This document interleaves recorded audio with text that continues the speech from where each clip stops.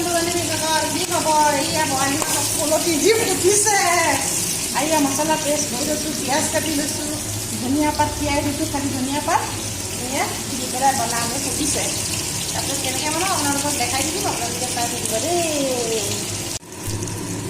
Finally মাছটো ভাজি হৈ গৈছে। পলঠি টোপোলা খাবলৈহে ভাল। যি গোটে এয়া পিঁয়াজ ভাজি আছোঁ, পিঁয়াজটো অকণ কাঢ়াকৈ ভাজি লওঁ।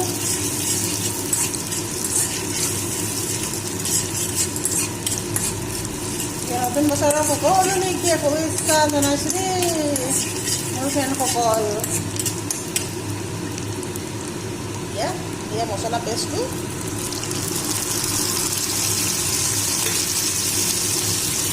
দি দিছোঁ, নিমখ হালধি এয়া চব ইয়াতে দি দিয়া হৈছে।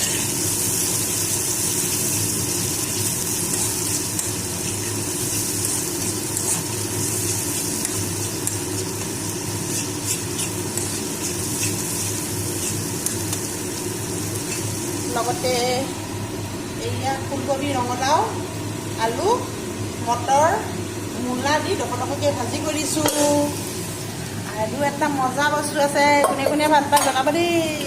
এইটো শুকান মাছৰ চাটনি, লগতে মগুৰ দালি, মূলা দি বনাইছোঁ, বিলাহী চাটনিটো লৈ দিছোঁ। বাকী মানুহজন খোৱাত বহুত মানে এটাই চিনি পায়, খোৱা আৰু ডিউটি সেইটোৱে। গতিকে আৰু কাৰিকৰ হৈছোঁ যেতিয়া বনাই থাকিব লাগিব আৰু বনাই আছোঁ আৰু যিমান পাৰোঁ।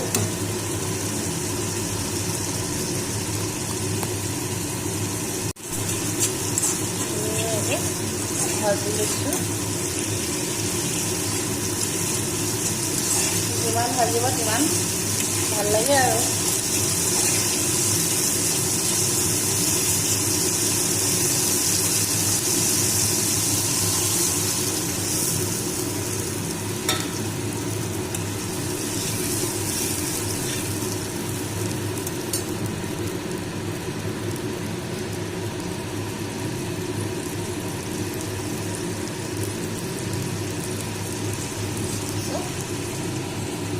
মাছটো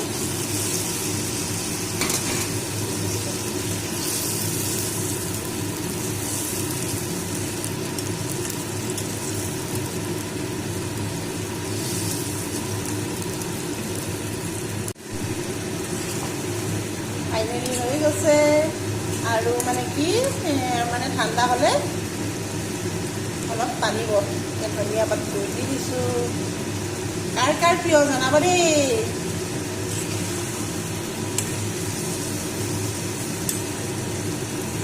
ভিডিঅ'টো ভাল লাগিলে লাইক, কমেণ্ট, শ্বেয়াৰ, ফ'ল' কৰিবলৈ নাপাহৰিব।